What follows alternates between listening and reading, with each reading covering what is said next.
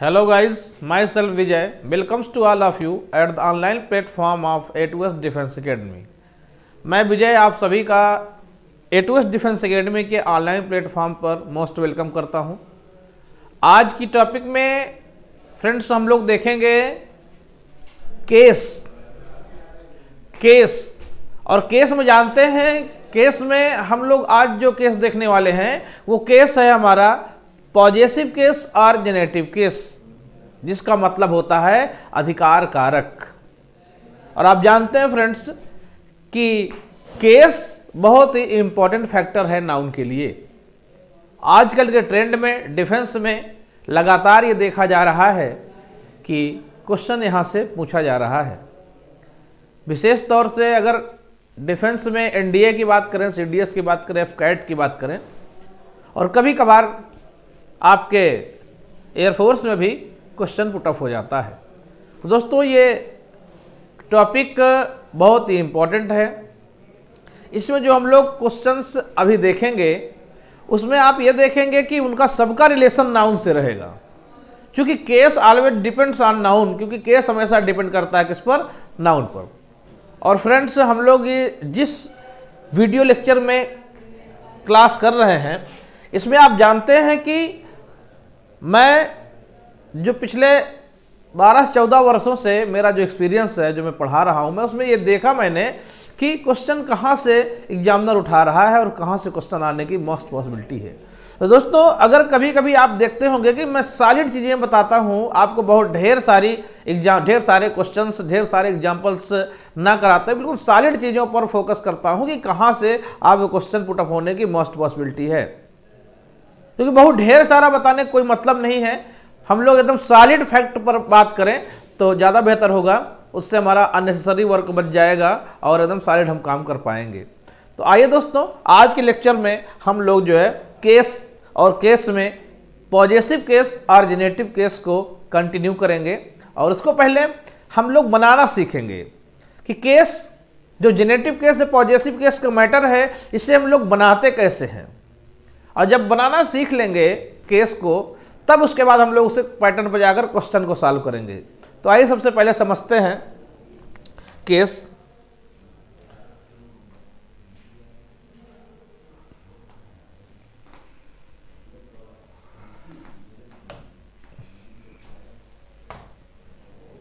देखिए दोस्तों, आज की जो टॉपिक है अपनी, आप जान रहे हैं वो क्या है, पॉजेसिव और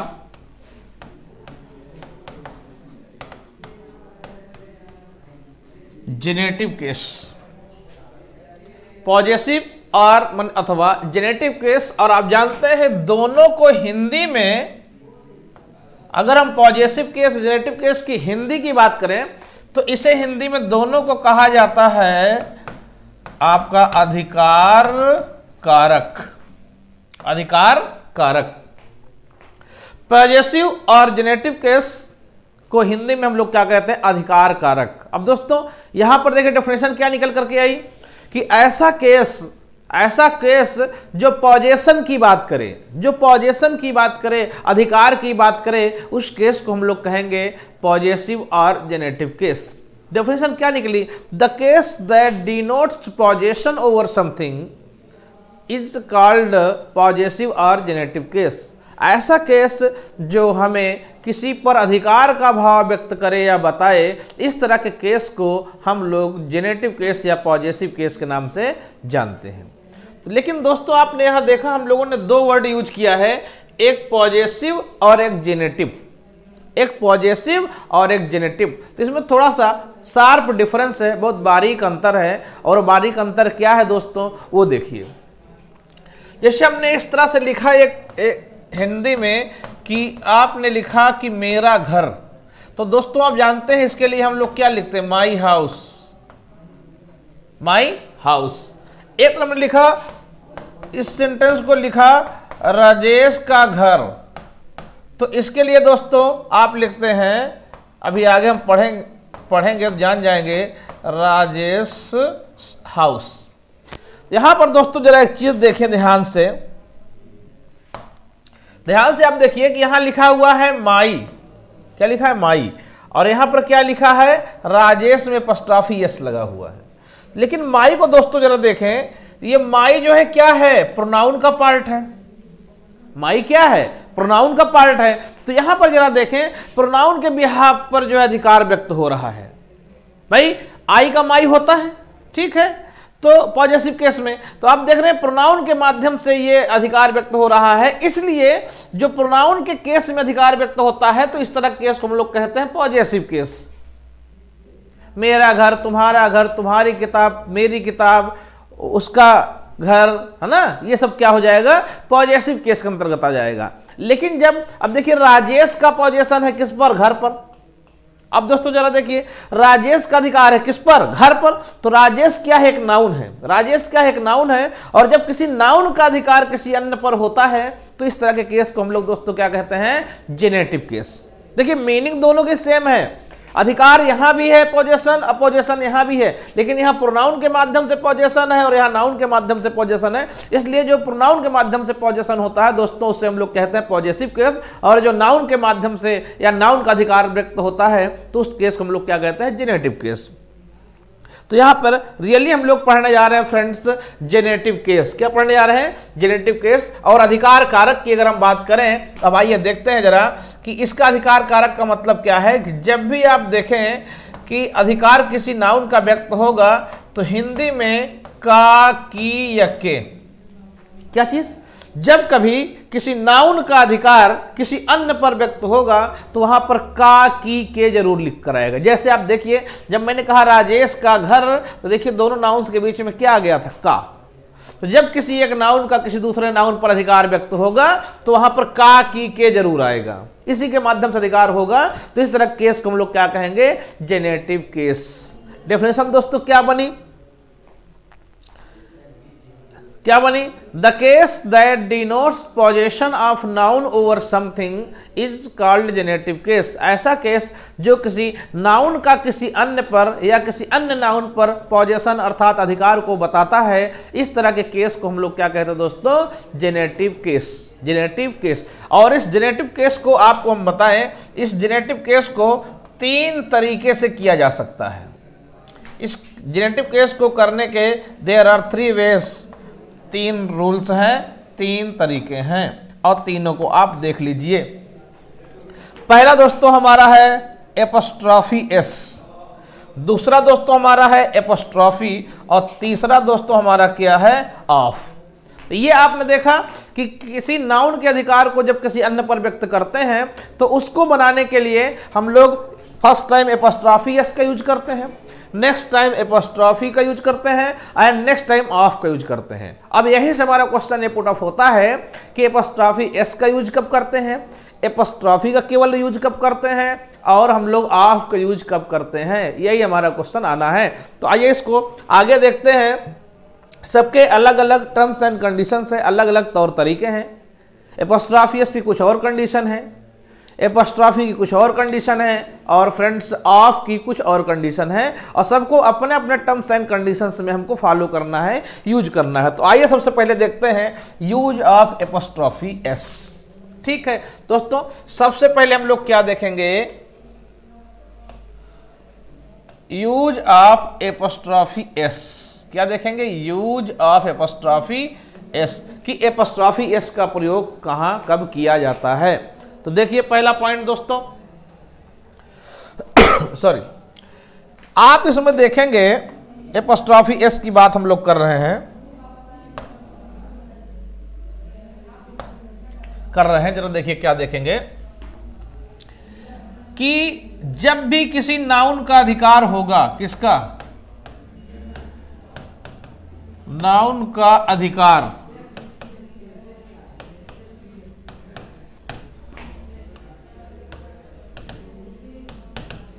किसी अन्य पर होगा तो वहां 2 चीजें आएंगी।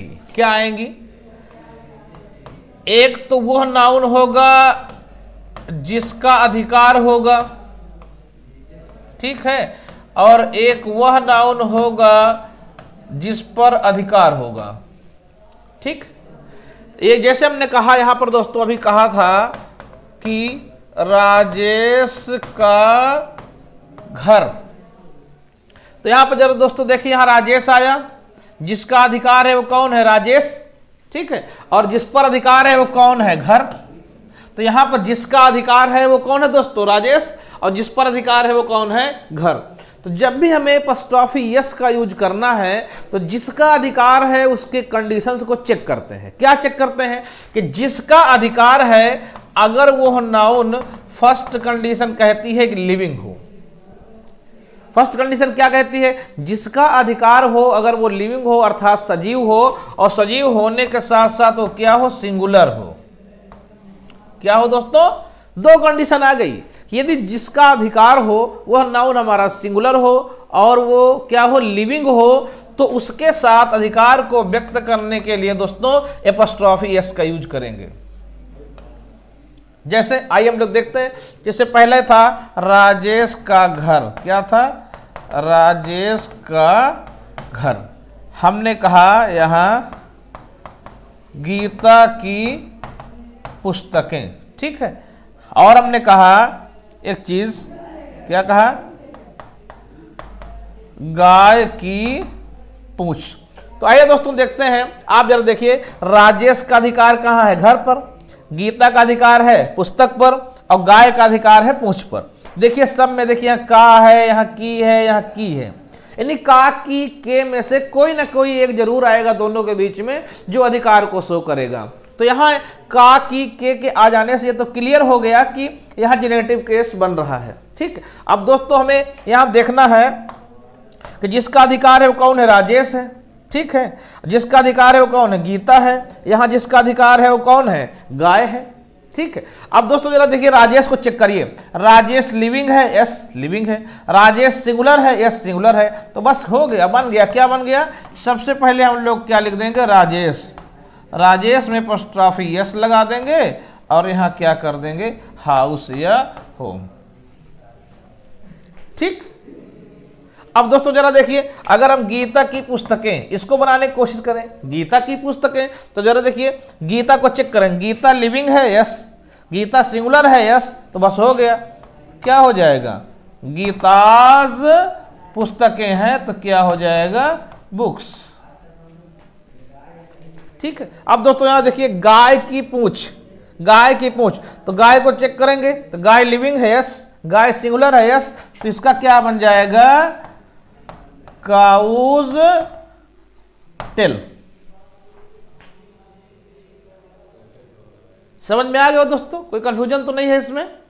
अगर कोई कंफ्यूजन हो, कोई प्रॉब्लम हो तो आप मुझे कमेंट जरूर बताइएगा, मैं कोशिश करूंगा उसको सॉल्व करने का, ठीक। और एक आध दो देखते हैं। जैसे आपने कहा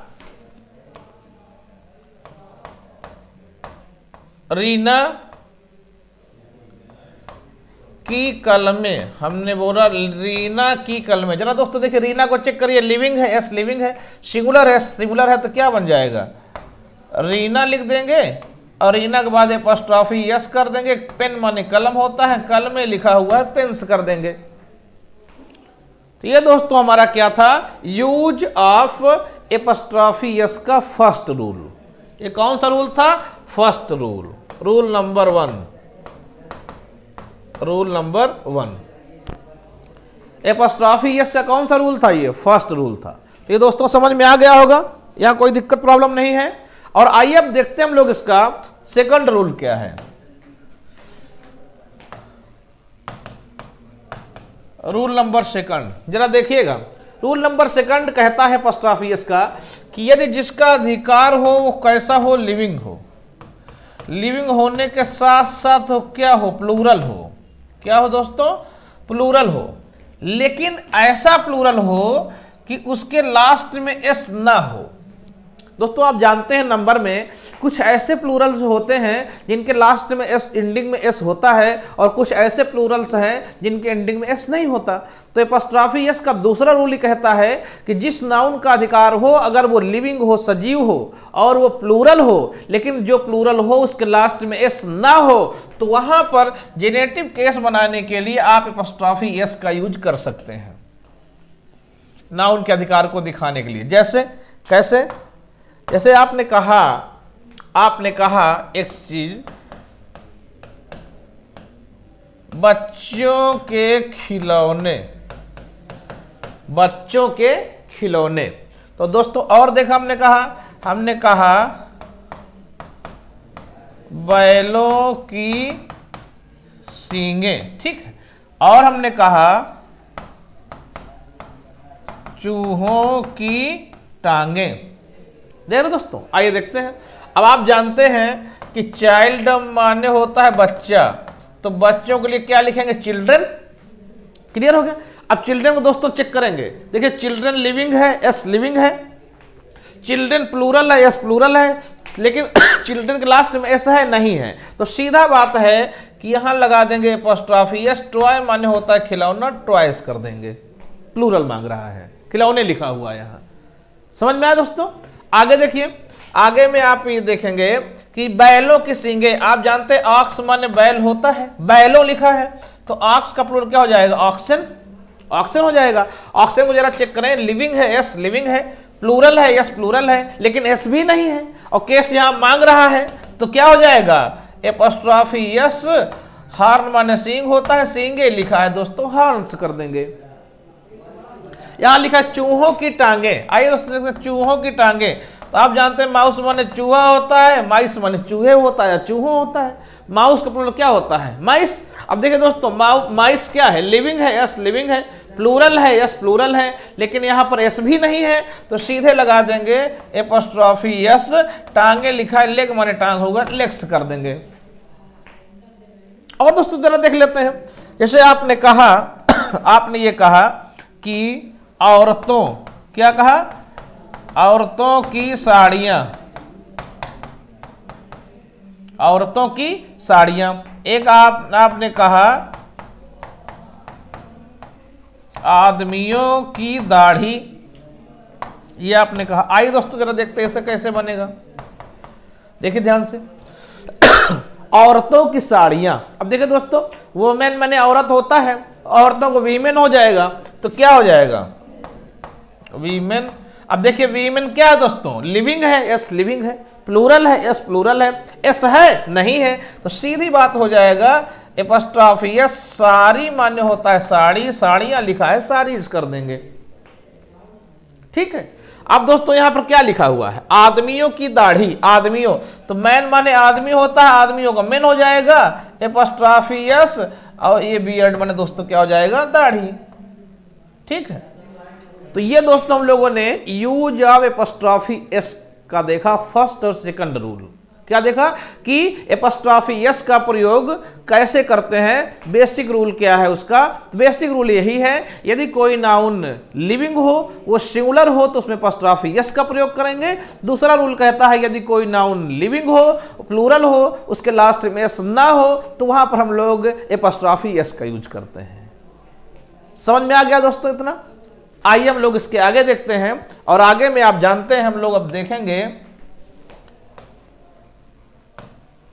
यूज ऑफ एपोस्ट्रॉफी। क्या देखेंगे दोस्तों? Use of apostrophe. केवल एपोस्ट्रॉफी का यूज कब करते हैं, कहां करते हैं? आइए ध्यान देखिएगा। इसकी कंडीशन ये है दोस्तों कि यदि कोई नाउन कैसा हो, लिविंग हो,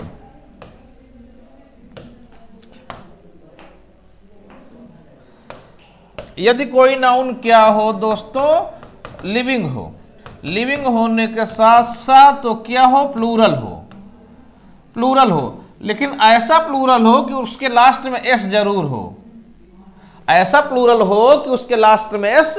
तीन कंडीशन है एपोस्ट्रॉफी यूज करने के लिए। जिसका अधिकार हो वो लिविंग हो, अर्थात सजीव हो। दूसरी बात यह है कि वो प्लूरल हो, और तीसरी बात है उसके एंडिंग पोजीशन में एस जरूर हो। तो वहां पर अधिकार व्यक्त करने के लिए केवल एपोस्ट्रॉफी का यूज करना है दोस्तों, केवल एपोस्ट्रॉफी का यूज करना है। ये जैसे हमने कहा सेंटेंस में विद्यार्थियों की किताबें, एक ये कहा, हमने कहा अध्यापकों की छड़ियां, हमने कहा लड़कों का छात्रावास, हमने दोस्तों कहा लड़कियों की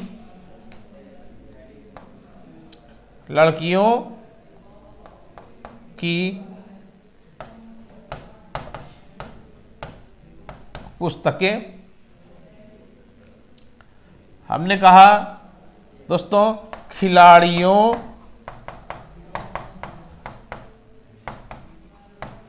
के बल्ले। ये इतना एग्जाम्पल आइए हम लोग दोस्तों देखते हैं। अब जरा देखें आप यहां दोस्तों, विद्यार्थियों की किताबें।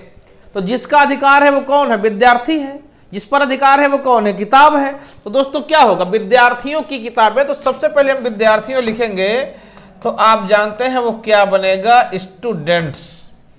स्टूडेंट माने विद्यार्थी होता है, विद्यार्थियों तो प्लूरल लिखेंगे उसको दोस्तों। अब देखिए स्टूडेंट्स के बारे में देखिए, लिविंग है, यस लिविंग है, प्लूरल है, यस प्लूरल है, लास्ट में एस है, बिल्कुल है। तो सीधी बात यहां लगा देंगे एपस्ट्रॉफी। बुक माने होता है किताब, क्या कर देंगे दोस्तों इसको? बुक्स। क्लियर? अब देखिए दोस्तों अध्यापकों की छड़ियां। तो ये देखिए दोस्तों, टीचर माने होता अध्यापक, अध्यापकों तो टीचर्स कर देंगे, एपस्ट्रॉफी लगा देंगे। स्टिक माने होता है छड़ी, स्टिक्स कर देंगे। अब दोस्तों देखिए लड़कों का छात्रावास, बॉय माने लड़का होता है, लड़कों के लिए बॉयज कर देंगे। लिविंग है, यस, प्लूरल है, यस, लास्ट में है, यस, एपस्ट्रॉफी लगा देंगे। यहां क्या लिख देंगे? हॉस्टल। ठीक। अब यहां दोस्तों लड़कियों की पुस्तकें, तो गर्ल माने लड़की होता है, गर्ल्स कर देंगे दोस्तों, गर्ल्स, एपस्ट्रॉफी क्या हो जाएगा? बुक्स। खिलाड़ियों के बल्ले, अब जानते हैं प्लेयर माने क्या होता है दोस्तों? खिलाड़ी, खिलाड़ियों है, प्लेयर्स कर देंगे, प्लेयर्स कर देंगे, क्योंकि प्लूरल है, लास्ट में एस आ गया, एपस्ट्रॉफी कर देंगे। बैट माने होता है बल्ला, बल्ले लिखा है, बैट्स कर देंगे। तो ये दोस्तों हम लोगों ने देख लिया एपस्ट्रॉफी का यूज कहां होता है। क्या? यदि जिस नाउन का अधिकार है वो नाउन हमारा लिविंग हो, वो प्लूरल हो, उसके लास्ट में एस लिखा हो, तो इसका जेनेटिव केस बनाने के लिए अर्थात अधिकार व्यक्त करने के लिए हम लोग उसमें केवल एपस्ट्रॉफी का यूज करेंगे, जो आप लोगों ने यहां देख लिया। ये दोस्तों हम लोगों ने 3 रूल देखे, 2 रूल एपस्ट्रॉफी एस के देखे, एक हम लोगों ने दोस्तों देख लिया किसका? ओनली एपस्ट्रॉफी का यूज देख लिया। आइए दोस्तों अब इसके आगे हम लोग देखेंगे ऑफ का प्रयोग। क्या देखेंगे दोस्तों? यूज ऑफ किसका? ऑफ का प्रयोग, कि इसमें ऑफ का प्रयोग कब करते हैं। तो आइए दोस्तों देखते हैं। जिस नाउन का दोस्तों अधिकार हो, अगर वो नाउन कैसा हो? नॉन लिविंग हो। कैसा हो? जिस नाउन का अधिकार हो वो नाउन कैसा हो? नॉन लिविंग हो। यहां पर एक चीज है, एक राहत आपको दी गई है कि अभी तक आप क्या करते थे? नाउन का लिविंग नॉन लिविंग भी देखते थे, और दूसरी बात नंबर चेक करते थे, फिर एक स्टेप जाकर देखते थे एस है कि नहीं है। लेकिन यहां पर ऐसी कोई बात नहीं है। अगर नाउन नॉन लिविंग है और उस नाउन का किसी अन्य पर अधिकार है, तो आपको नंबर नहीं चेक करना है, वो सिंगुलर हो या प्लूरल, आपको इससे कोई लेना देना नहीं है। उसमें एस हो या ना हो इससे भी कोई मतलब नहीं है। खाली इस चीज को देखना है कि जिसका अधिकार है वो नॉन लिविंग है कि नहीं। अगर जिसका अधिकार है वो दोस्तों नॉन लिविंग है, तो इसके साथ दोस्तों हम लोग किसका प्रयोग करेंगे? ऑफ। इसका यूज करेंगे ऑफ। लेकिन एक चीज और ध्यान रखना है। क्या ध्यान रखना है? ध्यान दोस्तों यहां पर यह रखना है, अभी तक आप यहां जरा देखें, एक काम करते थे, जैसे आपने लिखा था यहां गीता का घर। क्या लिखा था? गीता का घर। तो आपने इसका बनाया था गीताज हाउस। ठीक है। तो यहां जरा दोस्तों देखिए, इंग्लिश वाले केस में जिसका अधिकार है आपने उसको पहले लिखा, जिस पर अधिकार है आपने उसको बाद में लिखा। तो इंग्लिश का पेयर कुछ इस तरह से बन रहा था, जिसका अधिकार था उसको पहले लिखते थे, और जिस पर अधिकार था उसको बाद में लिखते थे, और जिसका अधिकार था दोस्तों, जिसका अधिकार था उसी में या तो एपस्ट्रॉफी यस लगाते थे या तो एपस्ट्रॉफी लगाते थे। ठीक है। लेकिन यहां कुछ केस अलग है। क्या अलग है? इसमें दोस्तों करना यह है आपको कि जिस पर अधिकार है उसे आपको पहले लिखना पड़ेगा। क्या चीज? जबकि यहां जिस पर अधिकार था वो लास्ट में लिखा जाता था, जिसका अधिकार था वो पहले लिखा जाता था। लेकिन जस्ट अपोजिट मैटर है कि जिस पर अधिकार है वो पहले लिखा जाएगा दोस्तों, और जिसका अधिकार है वो बाद में लिखा जाएगा। तो ऐसा फार्मूला देखिए दोस्तों, जिस यहाँ है हम काट देते हैं, तो देखिए एक फार्मूला बन जाएगा पर प्लस ऑफ प्लस का, ऐसे फार्मूले में हम ढाल देंगे। यदि किसी नॉन लिविंग नाउन का अधिकार शो होता है, वो चाहे सिंगुलर हो चाहे प्लूरल हो, उसके साथ ऑफ का यूज करते हैं, और जिस पर अधिकार होता है हम लोग उसे पहले लिखते हैं, और जिसका अधिकार होता है दोस्तों उसे बाद में लिखते हैं। जैसे हमने कहा एक चीज, कलम की स्याही, गौर से समझिए दोस्तों, अभी क्वेश्चन हम कराएंगे, पहले बनाना सीख लें। कलम की स्याही, हमने कहा कमरे का दरवाजा, बहुत ध्यान से समझिएगा दोस्तों, कमरे का दरवाजा, ठीक। हमने कहा दोस्तों मेज का पाया, ठीक है। हमने कहा दोस्तों नल का हत्था। चलिए आइए दोस्तों इसको ध्यान से समझने की कोशिश करते हैं हम लोग। आइए देखते हैं, कलम की स्याही, तो दोस्तों जरा देखिए, जिसका अधिकार है वो कौन है? कलम है। और जिस पर अधिकार है वो कौन है? स्याही है। तो जिसका अधिकार है वो कलम है। दोस्तों कलम क्या है? नॉन लिविंग है ना। नॉन लिविंग है तो एक चीज क्लियर हो गया कि यहां पर ऑफ का यूज होगा। क्लियर हो दोस्तों? ऑफ का यूज होगा। अब हमें देखना है जिस पर अधिकार है वो पहले आएगा। जिस पर अधिकार है कौन है? स्याही है। तो इसका मतलब दोस्तों हमें यहां पहले क्या लिखना पड़ेगा? इंक। और जिसका अधिकार है वो बाद में जाएगा, अर्थात वो बन जाएगा इंक ऑफ पेन। अब जरा देखिए यहां लिखा है कमरे का दरवाजा। जिसका अधिकार है कौन है? कमरा। ठीक है, कमरा नॉन लिविंग है। तो एक चीज तो क्लियर हो गया कि यहां ऑफ का प्रयोग होगा। ठीक है, जिस पर अधिकार है वो कौन है? दरवाजा। इट मीन्स वो पहले आएगा। तो क्या बन जाएगा? Door of. कमरा का मतलब क्या हो जाएगा दोस्तों? रूम। क्लियर हुआ? अब दोस्तों ने देखिए मेज का पाया, जिसका अधिकार है कौन है? वो मेज है। तो इसका मतलब मेज नॉन लिविंग है दोस्तों, यहां पर ऑफ का यूज कर देंगे। तो जिस पर अधिकार है कौन है? पाया। तो पाया के लिए क्या लिखेंगे? लेग। ऑफ क्या हो जाएगा दोस्तों? टेबल। समझ में आ रहा होगा? कोई प्रॉब्लम नहीं हो रही समझने में? दोस्तों देखिए नल का हत्था, जिसका अधिकार है कौन है? नल। और किस पर है? हत्थे पर है। तो नल नॉन लिविंग है तो इसका मतलब ऑफ का यूज होगा। किस पर है? हत्था पर है, मतलब हैंडल। क्या हो जाएगा दोस्तों? हैंडल ऑफ क्या हो जाएगा? Hand pump. Hand pump. इस तरीके से दोस्तों ये हमारा क्या हो गया? Use of of. अच्छा, और एक चीज ध्यान रखेंगे दोस्तों, जैसे हमने कहा कि पेड़ का पत्ता। पेड़ का पत्ता, तो दोस्तों यहां पर क्या हो जाएगा? पेड़ का पत्ता। पेड़ इंग्लिश केस में जान रहे हैं क्या है? नॉन लिविंग है। इंग्लिश केस में क्या है? नॉन लिविंग है। तो क्या हो जाएगा? क्या हो जाएगा? लीफ ऑफ क्या हो जाएगा? ट्री। अच्छा, एक चीज और देख लें दोस्तों, मान ली प्लूरल केस में चला जाए। प्लूरल केस में चला जाए, आपने कह दिया कमरों की खिड़कियां। कमरों की खिड़कियां। तो कोई बात नहीं, प्लूरल केस में आप जानते हैं आपका यूज करने के लिए नंबर से कोई लेना देना नहीं है। चाहे सिंगुलर हो चाहे प्लूरल हो, वह हम लोग किसका यूज करते हैं? ऑफ का यूज करते हैं। बस जिसका अधिकार है वो नॉन लिविंग होना चाहिए। तो दोस्तों क्या हो जाएगा? कमरों की खिड़कियां। कमरों का अधिकार है खिड़कियों पर, कमरा नॉन लिविंग है, तो क्लियर हो गया कि यहां ऑफ का यूज होगा। किस पर? खिड़कियों पर अधिकार है, तो खिड़कियां पहले आएंगी। तो क्या बन जाएगा? विंडोज ऑफ क्या हो जाएगा दोस्तों? ये रूम्स। ये आज दोस्तों हम लोगों ने बहुत इजीली, बहुत आसान तरीके से देखा हम लोग use of apostrophe, S apostrophe और ऑफ। इसमें हम लोगों ने अभी बेसिक से सीखने की कोशिश किया। अब इसकी क्लास में दोस्तों जब हम आएंगे, नेक्स्ट क्लास में आएंगे, तो हम लोग क्या करेंगे दोस्तों? इसके कुछ क्वेश्चन को देखेंगे, कैसे अभी इसका क्वेश्चन होता है हम लोग नेक्स्ट क्लास में देखेंगे। तो मुझे लगता है कि आप लोग को इसको समझने में कोई प्रॉब्लम नहीं आई होगी, इजीली समझ में आ गया होगा। ठीक है दोस्तों, तो आप चैनल से हमारे जुड़े, आपको बहुत ही ऑथेंटिक मैटर मिलेगा, आपको बहुत ही ऑथेंटिक सॉलिड क्वेश्चन मिलेगा, जिसकी एग्जाम में आने की मोस्ट पॉसिबिलिटी रहेगी। आपको कॉन्सेप्ट के साथ साथ मैं ट्रिक भी सिखाऊंगा। आपको बहुत इधर उधर की बातें ना करते हुए, बहुत फर्जी चीज इधर उधर ना बताते हुए, सीधे सटीक आपका एकदम सिलेबस पे बात करेंगे, क्वेश्चन पे बात करेंगे, जो कि एग्जाम में आने की जिसकी मोस्ट पॉसिबिलिटी रहेगी। तो दोस्तों चैनल को सब्सक्राइब करें, बेल आइकन जरूर दबाएं, लाइक करें, शेयर करें, ताकि हमारी आने वाली हर वीडियो आप तक आसानी से पहुंच जाए।